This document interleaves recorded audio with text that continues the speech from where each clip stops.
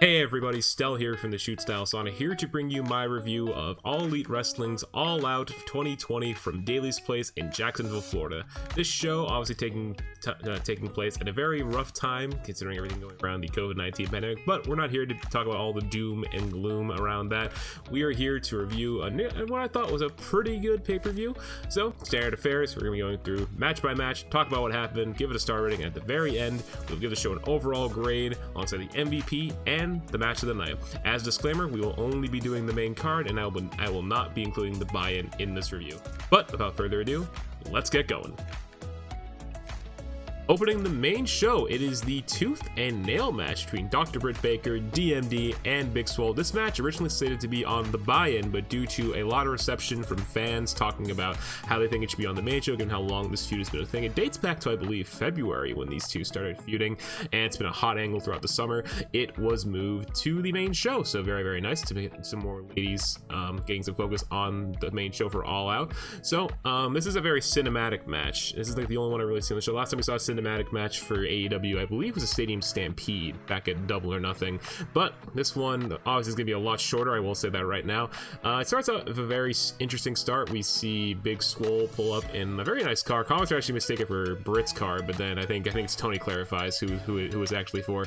Swole heads inside. She goes to reception. She sees Reba, who was shocked to see that Swole is here, even though this match was established. Don't know what's going on there. Swole takes care of Reba after a little bit of comedic banter, and as Swole is monologuing as she walks down the hallway, we see blood on the like a dentist chair in an office. I'm like, what's going on here? Is this supposed to be a spooky match? Are we seeing like a repeat of like the swamp fight for some reason? But no, it gets a lot more comedic as Britt like creeps in the shot and she decks her with the diploma. I was yelling, not the diploma, in a JR voice as this happened. And there's also a ring bell in Britt's office, which I found very curious. But there's a ref there too, so that might explain it. They have these magic powers where they can make a bell ring whenever they want. It's a pretty good start.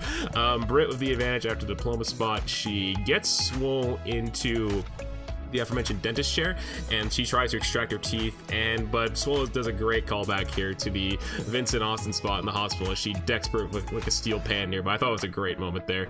They eventually fight to the back and they head outside, so there's another good callback to the story here where there's actually the dumpster out to the back of the office, which is a callback to when Swole dumped Britt Baker in the dumpster on Dynamite, I think back in July. But they fight on top of the Rolls Royce, which is like what Britt was driven around on before like she started going back in a regular wheelchair. They fight to the top, big DDT by Britt on the roof. My thing about this, it looked good. I saw Big Swole kind of no-sold this after a while because she quickly got up and I'm like, oh, okay. But it stole its purpose as Swole dumps Reba into the dumpster. Whew, tough spot Reba, but not the last of her, we'll see.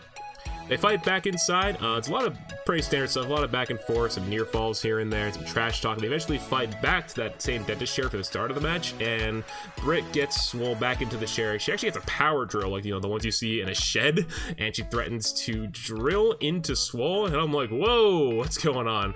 But Swole eventually makes it. She grabs Britt's arm. She makes a drill into the chair instead, so Britt loses that, so that's tough luck. And Britt actually gets a shot of Novocaine. I think it was from Reba, who now has a banana on her head, by the way, just to sell, make sure she was thrown into a dumpster. Very nice moment there. But Swole grabs Britt's arm for the Novocaine. She makes it injected into her own leg, so she has a sleepy leg now, and that's not good. And as Britt is hobbling around with a bad leg, trying to recover, Swole is taking care of Reba. She gets another diploma and takes out Reba with a dirty dancing. Reba's out of the match. She then does a reverse dirty dancing to Britt.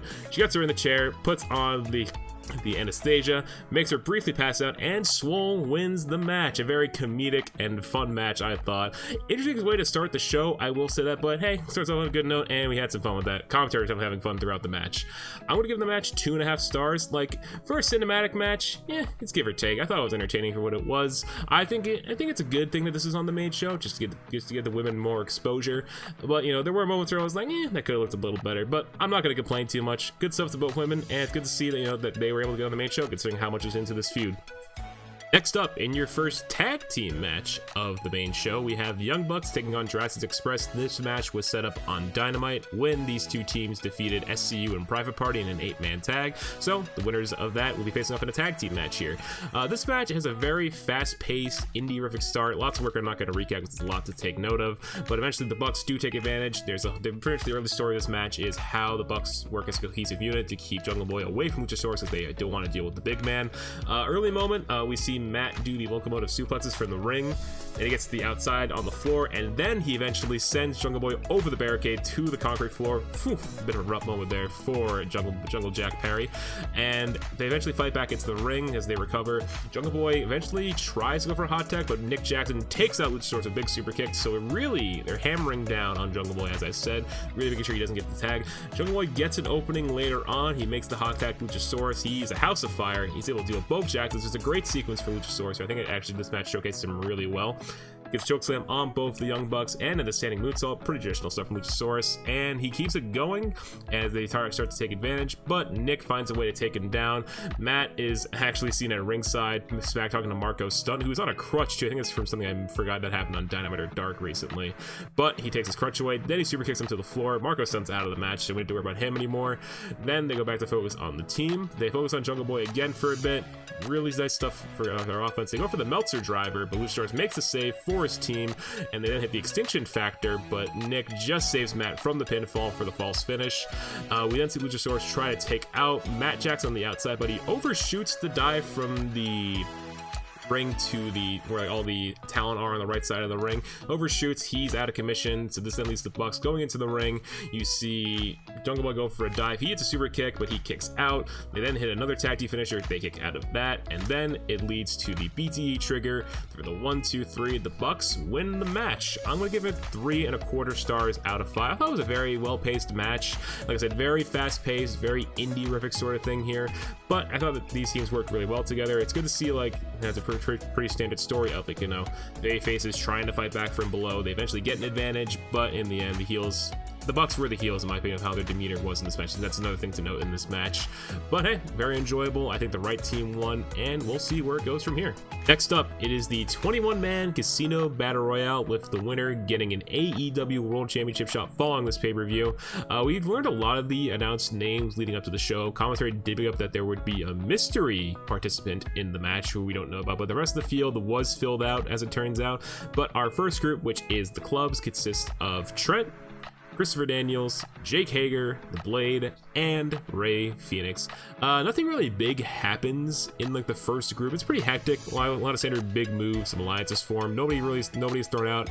And then here comes the second group. The second group, which is the Diamonds, that consists of Frankie Kazarian, Will Hobbs from AEW Dark. Keep note of him. He's a big deal in this match. Chuck Taylor, Santana, and Ortiz. So Proud and Powerful really get together right away, and they go right for one of the best friends, as they really want to take care of things. That storyline they've had on Dark. On Dynamite, I should say. Apologies there. But still, no eliminations early on. But it eventually comes in the form of the Blade being the first one out, courtesy of Will Hobbs. And commentary, like I said, they sell this really well, and they really start to put over Hobbs. That's not the last we'll hear of him in this match. Eliminations continue as Hager then gets rid of Christopher Daniels, as the third group makes their way to the ring. That consists of Billy Gunn, or Billy, as he's just trademarking, Pentagon, Brian Cage, Ricky Starks, and Darby Allin. And Taz is not happy that Darby has shown up. And that's kind of like the common theme here, is that whenever Taz sees that his boys are in trouble, oh boy, he gets mad. As this group comes in, only really notable stuff that I see is that Darby's able to eliminate Phoenix, which I thought was actually kind of a surprise. I thought Phoenix would be like more of a prominent figure in this match, but nope. He's trying to run the ropes. That is like his tightrope walk thing, but Darby cuts him off. He's out. He lands on the ramp, which does count as elimination. I was questioning that as the match went on. And eventually, before the fourth group comes out, we see Proud and Powerful eliminate Chucky T. And as our fourth group, the last like proper group before our Joker card appears, it is Sean Spears, Eddie Kingston, The Butcher, Sonny Kiss, and Lance Archer. And right away we see Lance Archer is a big deal, and we'll get to him towards the end. Anything notable in this half before we see the Joker, we see Sonny Kiss get the better of Jake Hager, which I thought was really interesting. Kiss eliminates Hager. Hager's not happy about this, but Kiss doesn't last much longer as Cage just throws him out. And that's not the last that Cage will have an easy time with a lot of the people. Proud and Powerful continue their angle with the best friends, as Trent is actually able to get rid of Santana, so more of that's coming. And as we get ready for the Joker card to be drawn, he comes out, and it's none other than the former Evan Bourne. It's Matt Sydal, someone who is known to be doing a lot of work with Impact Wrestling and on the independent circuit in recent years. Great seeing him. I was genuinely shocked too. I didn't know who it was going to be, but definitely welcome. I'm not sure if he is signed to AEW, but we will see. It starts off kind of rough, unfortunately, for Sydal. As he gets to the top to do a shooting star press, he slips. It looked bad, but he was okay, fortunately, so he will have a better showing as this match goes on. We see Darby Allin take advantage of a opening, and he gets rid of Ricky Starks, but Cage was paying attention to him as Ricky takes him out on the outside. Cage demands that Starks get something. Starks gets a body bag, and he pushes that into the ring, and we see Cage put Darby into the body bag, which also has thumbtacks in, I should mention. He lifts him up into like a powerbomb like a powerbomb lift. He throws him out of the ring. Darby lands on the ramp with the thumbtacks in the bag. It's a really nasty looking bump. Darby is out of the match, and we learn that Darby is okay, but oh man, that's a brutal spot. That feud is definitely going to continue past this show. We know that. Focusing back on the match, we see Sydal really start to pick some steam up. He gets rid of Spears after doing a double stomp from the top rope, and then we see a bit of a Haas fight between Brian Cage and Lance Archer, but as they fight, we see Will Hobbs getting in the way, so it's a big old beef standoff. As they begin to fight, we see Cage and Hobbs try to throw each other out, but they're on the apron. Lance runs the ropes, gets a dropkick, they're both eliminated. And that brings us to the final four, which is The Butcher, Eddie Kingston, Lance Archer, and Sydal. Eventually, we see it start to wind down. We see the Butcher get eliminated by Matt Sydal. So now we're down to the final three. As Sydal's trying to get momentum, Archer takes everyone with a blackout, and then he gets rid of him. So great showing by Sydal, but you're gonna have a hard time taking down Lance, my guy. It then goes to the apron where we see Kingston and Archer kind of go back and forth. We see Kingston maybe get the upper hand. He might sneak this out with the help of his buddies, but as they try to fight off Lance shrugs off his goons, and we see Jake by the turnbuckle post. He has a snake, and Eddie's freaking out, because I think commentary mentioned he's afraid of snakes, which I'm like, oh, well, that's good to know. Eventually, Lance grabs Eddie, he throws him to the floor, and Lance Archer wins the match, and he is the #1 contender for the AEW World Championship. I'm going to give it 3 stars out of 5. I thought it was a very fun match. There were some rough moments, Sydal getting the unfortunate slip on a top rope, which, that sucks, but he was able to redeem himself with a good performance. Archer dominating things, the Haas fight between Cage, Archer, and Hobbs. Great showing for Will Hobbs. Overall, really fun, pretty standard stuff, and I think it does have the right result, which we'll talk about at the very end of the review. After the Battle Royal, we switch over to another stipulation match. It is the Broken Rules match between Matt Hardy and Sammy Guevara. This feud's been building for, I think, since Matt Hardy came into AEW, for all I know. It started back in March. They had a regular match, which Matt won, and it's been building ever since then. Now here we are culminating the feud, I should say, in a Broken Rules match. It's basically a last man standing match. Matt's music plays, but we actually start inside the stadium of TIAA Bank Field. Matt is looking for Sammy, but there's a case of irony, as Sammy Guevara is the one in the golf cart this time, and Matt is chased by him. Sammy crashes into a pile of boxes, so a bit of a rough moment there for Sammy as they begin to fight as the bell rings. They fight over to what I call it a genie lift, that's what I know it as, and it starts to ascend. Matt goes for a side effect, but Sammy reverses. He spears Matt off the genie lift goes through 2 tails, but it's only 1, and Matt's head, oh, this is where things get rough, and I'm not really gonna have a good time talking about this. Matt's head bounces off the concrete, and I'm not going to review much else of the match. I'm just going to talk about what happens next, and I'll give it my honest rating. The match is called off as Aubrey throws up the X to call an injury. This is legitimate, as Matt Hardy has been concussed from what we've learned after the show.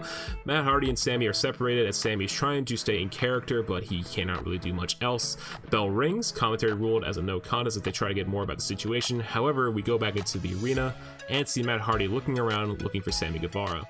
Then the bell rings again, surprisingly, so the match continues. They fight over to the scaffolding next to the stage. They both ascend it. Sammy is thrown off, and Aubrey counts to 10. Matt Hardy has won the match. Unfortunately, I'm going to have to give this a dud rating because of the big factor that was Matt's injury. I don't think the match it should have been ruled a no contest for Matt and Sammy's safety and for their PR, but unfortunately it did not done well. It was really poor constructed and poorly called. I know the doctors, I guess, tried to look at Matt, but this is a match that I think just shouldn't have happened considering the injury, and there's going to be a lot of backlash both for Matt's own health and for their PR and medical staff. Next up, for the AEW Women's World Championship, it is the champion Hikaru Shida taking on the NWA Women's World Champion Thunder Rosa. This match set up in the past couple of weeks of Dynamite, with Thunder Rosa announcing her intentions to come after Shida, answering her open challenge, and here we are now. Pretty straightforward stuff. This match, I really enjoyed how they put together this match. So it's basically what I see. It's like whenever Shida tries to find an opening, Thunder Rosa has her scouted. She knows how to get out of all the holes she does. She has like her scouted. She's done her homework. Very, very nice stuff. It's very Rosa focused. She has an answer for everything Shida has at her. For example, we see Shida go for her launch pad knee strike with the chair on the outside. Rosa sees that, drop kick off the chair. Good, really good moment there. And we see in the ring, we see Thunder Rosa get into a power slam position, and she rams her into corner, and then for a backbreaker for a near fall. So she really dominates a lot of this match. We see another good moment where Shida has a sleeper submission on, but Rosa gets her down in the match. She out wrestles her there and puts her into a pendulum swing submission, and then she walks over to the corner and rams Shida's head into the lower turnbuckle. This is a great reference. I remember seeing this move in the SmackDown vs. Raw 2007 games, and you actually got an achievement for it, so it's actually cool seeing that really strange move being brought to life here in the modern day. Great moment there. Shida is finally able to get something going because she gets a knee strike off the ropes and then a suplex for a near fall, but once again Rosa takes advantage and she sends Shida to the outside. They fight on the apron for a bit, and Shida goes for a superplex, but Rosa gets out of it. She goes onto the apron, gets Shida into a fireman's carry, and we see a Death Valley driver on the apron. Whew, really rough spot there. Only a near fall though. We then see Shida finally get something going. She gets a quick superplex off the top rope. Then she sends Rosa to the outside. She hits a big Meteora, and commentary play of how she's been talking to Shima, and I'm sure he is smiling somewhere. They fight back into the ring. Shida hits the Falcon Arrow, but Rosa kicks out at a count of 1. Shida sells this great facially. I think it was a really nice moment. JR, however, didn't say real much about it, but commentary tried to play it up very well. Shida takes advantage. She hits this great backbreaker, then gets the running knee strike for the win. I'm going to give this match 4 stars out of 5. I thought there was great work between the two of them. Really back and forth. Really good stuff from Thunder Rosa and the champion, of course. My only thing about the match was the crowd kind of being snapped with energy. Of course, there was the unfortunate situation that was the broken rules match that really hurt a lot of the vibe for the rest of the show. And I'll talk about that more at the very end. And we did hear from commentary that was a very humid night in Jacksonville, so the heat probably also got to the crowd. Nonetheless, this was still a great match. I just wish the crowd was more into it, but no complaints here. Coming up next, it is the 8-man tag. It's been really built to very well. It is the Dark Order represented by the TNT champion, Mr. Brody Lee, Stu Grayson, Evil Uno, and Boom Boom. Colt Cabana taking on the team of Scorpio Sky, Matt Cardona, and the Natural Nightmares, which are Cutie Marshall and Dustin Rhodes. This match being built as a very revenge mission for the Nightmare family, trying to avenge what happened to Cody back on Dynamite when he lost the TNT title. And it's a very physical, and a lot of stuff happens in this match. As we get going, there's a big old brawl between everybody, and the faces eventually get the upper hand, and they get these frequent tags here and there, but Dark Order find an opening, and they take control. And that's kind of the whole story of the match, as we see the main 2 faces that are victims to this being Matt Cardona being the first one. He tries to get things going, he gets his big moves in, but the Dark Order kind of just, they wear him down. Takes a lot from them. He finally gets an opening after getting a neckbreaker on Uno. He attacks to Dustin, who was able to take care of things for a bit, but Brody takes him down. They get neutralized, and Scorpio tries to do some work for a bit. He also gets neutralized, and as he does, Anna Jay shows up to help the Dark Order, but Brady takes care of her. Stu Grayson eventually breaks it all up, and Cutie gets tagged in, and he's the next victim that takes a lot of beating from the Dark Order.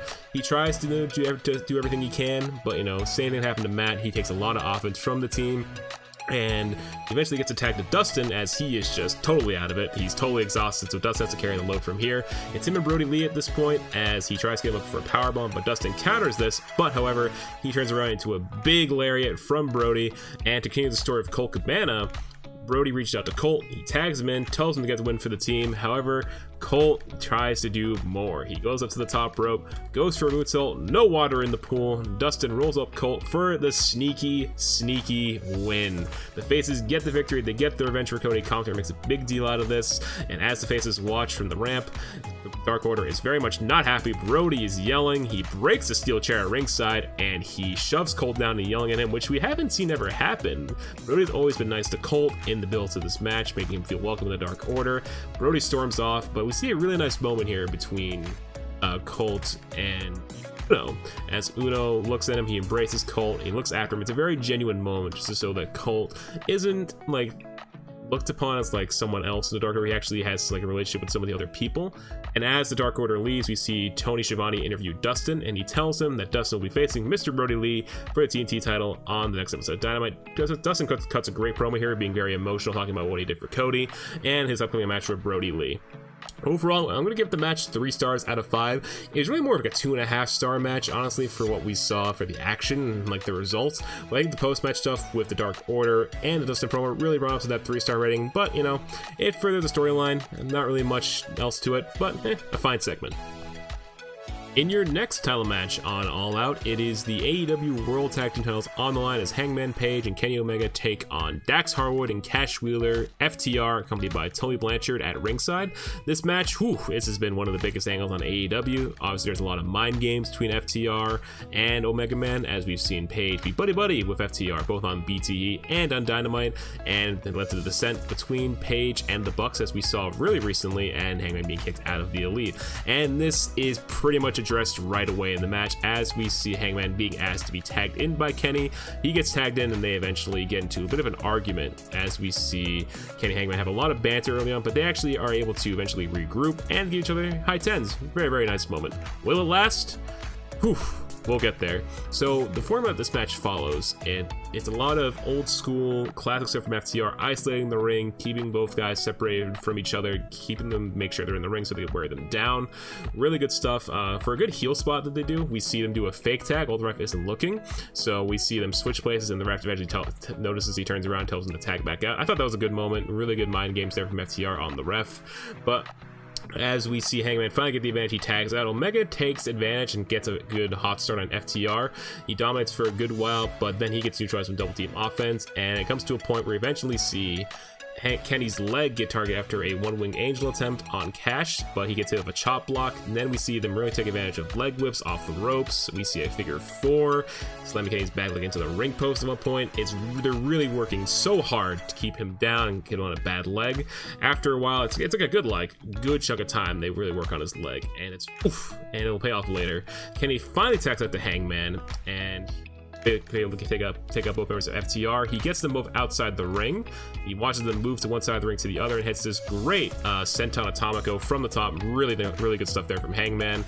And then we see Kenny fight his way back into the match. We see him get into a suplex stalemate with Dax on the apron, but Cash is able to see this. He does a sunset flip on into a powerbomb position, and then we see a good callback to the Steiner Brothers as they do the Steiner Brothers powerbomb bulldog combo to the floor. Really nice moment as they start to commend old school tag teams of the past.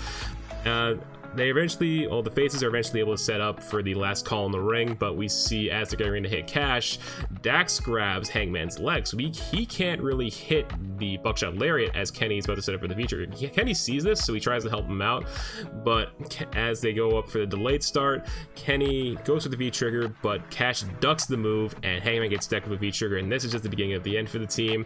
Kenny's taken out, then hit the spike pile driver on Hangman, but Hangman kicks out of the first one. Good note there. Really good moment there, but Kenny on a bad leg tries to stop the pinfall coming up, but however he's neutralized, and FTR hit another spike pile driver off the top onto Hangman, and he in as FTR are your new AEW World Tag Team Champions. But we're not done here. As FTR celebrate with the belts, we see them and Tully leave a prone Hangman 2 beers as they leave, Prince saying, "Hey, thanks for the belts, we manipulated you, we'll see you around," and then they leave. Kenny is standing all alone with Hangman in the ring. He has the timekeeper's table, which is a really weird visual. I thought something was going to happen. Maybe he was going to set the table up and maybe have a conversation with Hangman, but no, he threatens to hit Hangman for everything that's happened recently, but he puts it down. Hangman stands up, but he's exhausted at this point. He tries to embrace Kenny, but Kenny steps to the side. He brushes him off. But the camera follows Kenny as he walks backstage. We see Matt and Nick greet Kenny, but Kenny just talks and has a lot of bad. It's pretty much like an ultimatum he gives to Matt and Nick, and then they walk all the way back to the parking lot, and then we see Kenny get into a black car. Before he leaves, he says he needs a clean sweep before he stops himself, and he says I think he needs like a clean start. So I think we know what that means. I think we very much know what that's going to mean potentially for what's coming up on AEW for Kenny's character development. But yeah, that is a segment as he leaves, and Matt and Nick look very conflicted as he is driven off. And that was the segment. I'm going to give it 4.25 stars out of 5. This was a very, very good tag team match. I thought it was great. Lots of old school stuff from FTR. Really good work from both teams. However, like I said, it's kind of the factor that the crowd weren't as into it as I thought they would be. Man, like I said, that Hardy stuff and the humidity in Jacksonville that night.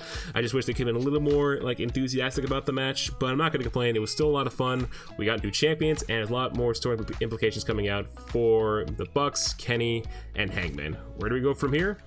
I'm sure we'll see on Dynamite in the coming weeks. In your semi-main event, it is Chris Jericho taking on Orange Cassidy for the third time, and this time it is the first ever Mimosa Mayhem match.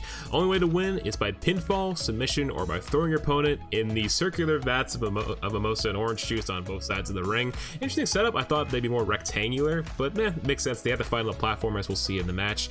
Hot start as OC immediately throws the shades at Jericho, but he eats a codebreaker for that. Near fall right away. Really good false finish to start the match.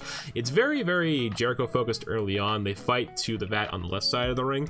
He tries dumping OC in, but OC resists, and then they eventually fight to the other side of the ring, and we see a funny moment here where Jericho walks the platform like a tightrope. He like balances himself as he walks around. It's a really funny moment there.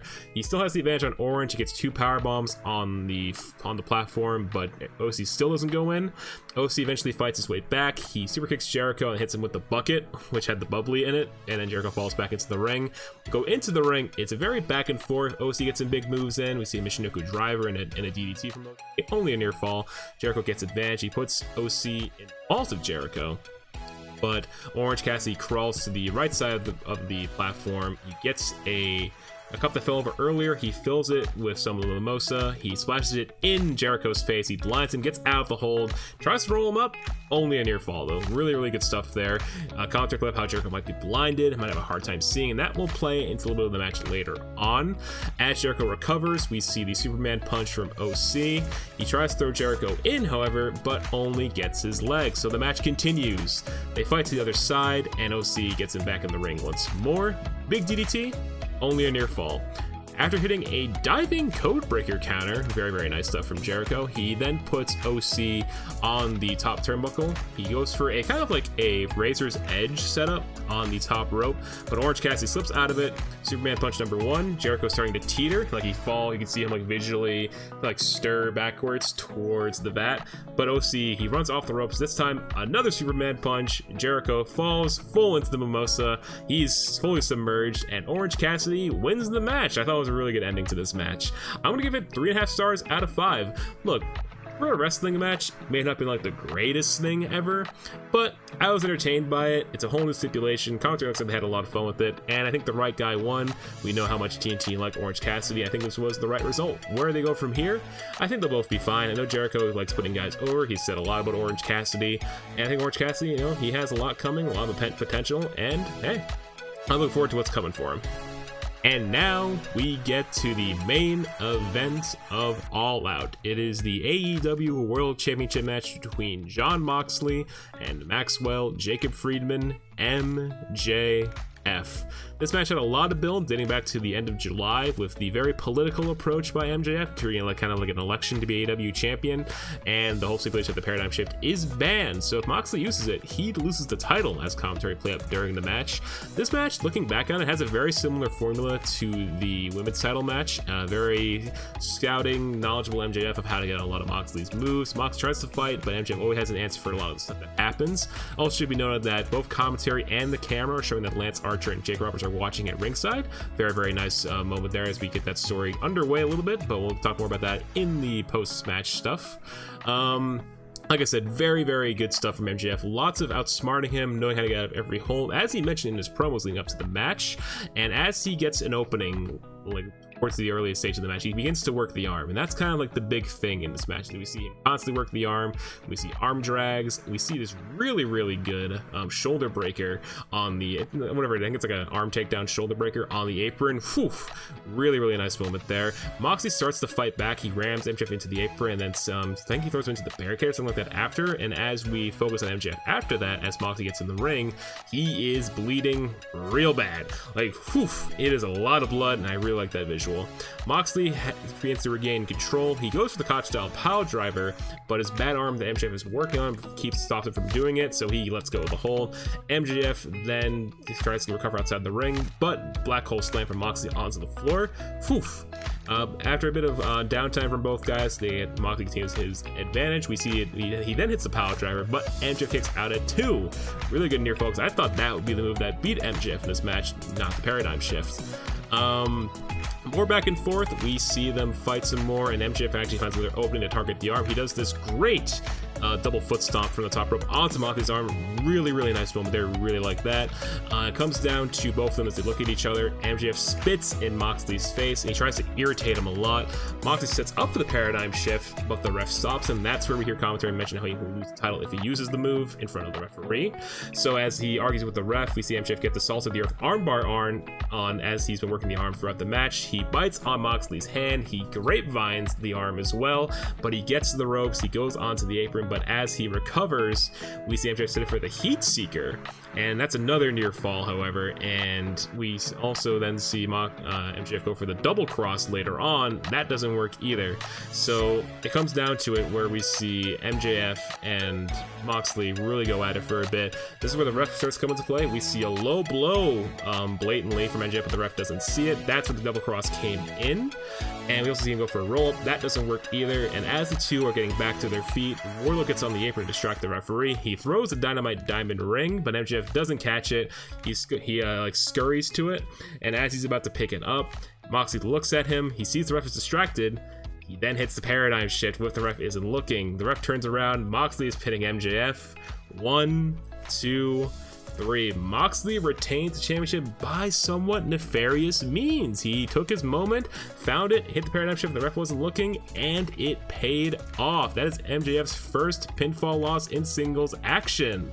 Whew, I didn't think they would do that, but hey, MJF wants a rematch. He has a good stake to get back in that title picture. But however, the show goes off the air as Moxley talks to the camera.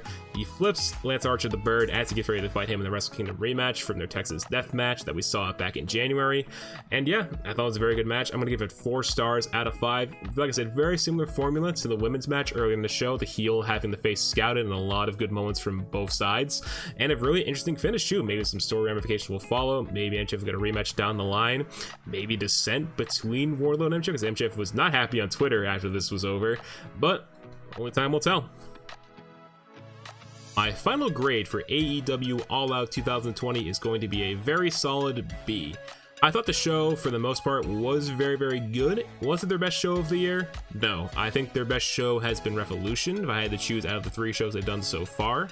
But it wasn't a bad show at all. People say it's been their weakest pay-per-view. I actually beg to differ. I think All Out last year was the inferior show, just by a little bit. There was some good points in the show, but I think this year did a little bit better in terms of match quality. The big thing that really detracted from this show was the Broken Rules match and the poor decision-making and the poor medical treatment of Matt Hardy. It's unfortunate, and I was very serious about it. I'm going to stay serious about that. I just think poor decisions were made. Matt's health is really calling the question now, and it really dampened the mood. Like I talked about the crowd in a couple of the matches, how sad of energy they were because of the unfortunate events we saw in the Broken Rules match. And if it wasn't for that, or the match just carried on like without the botch, it's going to be closer to a B+, even an A- territory. But just that really energy sapping moment really harmed the show in my book. But as for the match of the night, it's actually kind of hard for me to pick a match of the night. I really like the main event. I really like the women's title. I really like the tag team titles. But I think I'm gonna say, honestly, Both the main event and the women's title, I think, have viable claims, so either take your pick. I think both those matches have very similar formulas, really, really good psychology from everybody in those matches, and it's tough. But my MVP of All Out is going to be MJF for his performance in the main event. Even though he lost, the match was mostly clean. Like, looking back, he held his own aside from the finish being like really more of a miscommunication between him and Wardlow on Wardlow's part, and like he held his own with the world champion. The commentary played that up. I think the future only looks bright for him, and I think he will get back to the title one day, probably like a couple months to up to a year from now, and I think that will be when he wins the title. Will Moxley be champion? I don't think so, but it really depends where we go from here. Lots of ramifications coming up. We have Full Gear coming up in November, so there's a lot of stuff happening. But with all that in mind, I want to say thank you all for watching my review of AEW All Out 2020.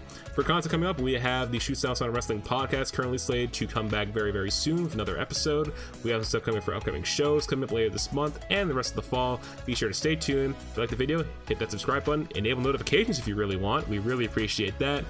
Stay tuned for more content, and I'm Stel for the Shoot Style Sauna, and I'll see you next time.